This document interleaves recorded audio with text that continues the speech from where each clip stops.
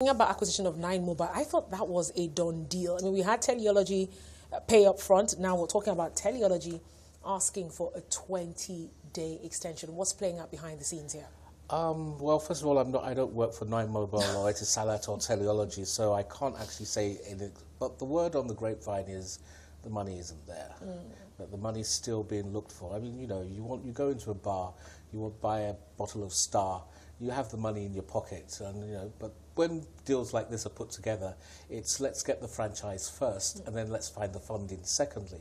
Well, finding the funding means that you now have to open your books and your business methods to people that would fund, and it's obvious now that the funding hasn't gone as smoothly as Adrian would have hoped. All right, I understand you because you do not work for them, but what do you think might be a major obstacle here? I mean, this is Nine Mobile, I mean, an existing company already.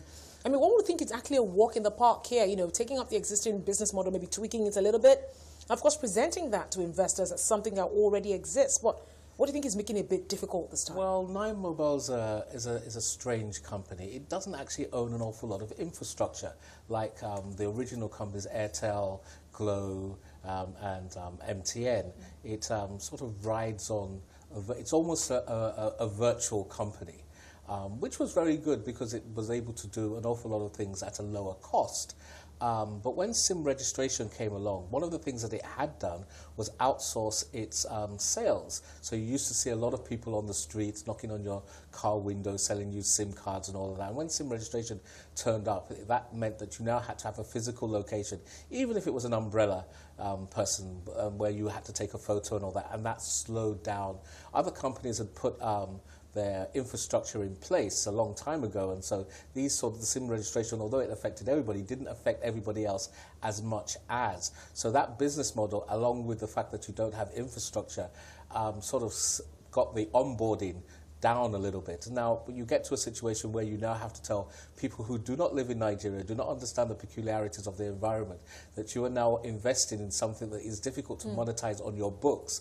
How do you monetize an umbrella person as opposed to a kiosk like you would see in Kenya or a shop that you would see in South Africa? How do you explain that to people? Now, talking about you know, expanding operations or having physical buildings, is it possible that that was what Etisalat, you know, collected the money for? Because I mean, I heard it was for operations, you know, widening its operations in Nigeria. Could that be a major reason? Again, I don't work for them, but I wouldn't like to say that this was something in particular. Yeah. But the figures that I talk about, they're not totally public, but you can get hold of them. And if you look at them over a couple of years, it becomes obvious where the inflection point was. They were going gangbusters, and then all of a sudden it started to go down. And it has been going down because of that. You know, you need to onboard people for them to use your services, and the onboarding rate is not spectacular. So now, when we're talking about a 20 working day extension, you just mentioned, of course, there's a possibility the money isn't there. So does it mean it's open now for others to come in? Again, I'm not CBN and I'm not NCC, so I couldn't say it was open. But then you need to tell me something. You need to tell me something. The 20 days is a reprieve, yes. And like we're still looking for the money. What it says, if I have the money, as soon as I get the money, if I get it in 11 days, I'll give it to you. Okay. I don't need to wait to the 19th day. But it's not in my pocket right now. Is basically the ink isn't dry on the deals that I want to sign with the people who want to give me the money. And hopefully, by midnight on the 19th day, everything will be there. But because it's a financial transaction at this point in time. They've gone through the bidding, they've done all the due diligence and all that. Now, plunk your money down on the table and take the keys to the castle.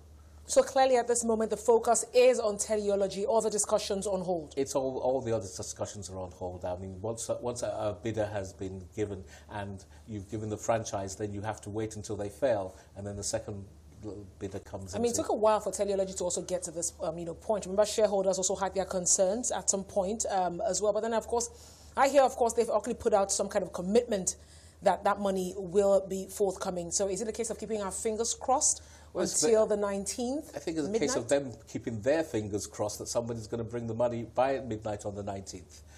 I don't think Adrian's going to take it out of his pocket.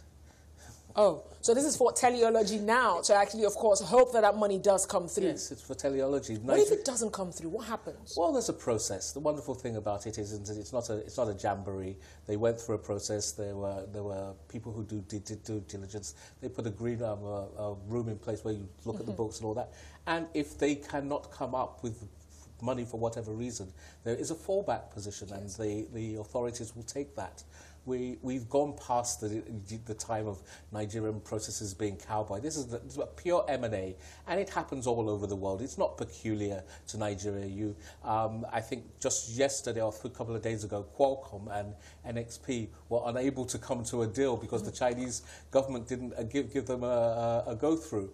And meanwhile, the Chinese government doesn't have a stake in either party. So a number of these things can happen like that. This is nothing strange. But as I said, on the midnight of the 19th day, we will know whether the money is there, because the only thing that is stopping it right now is funding.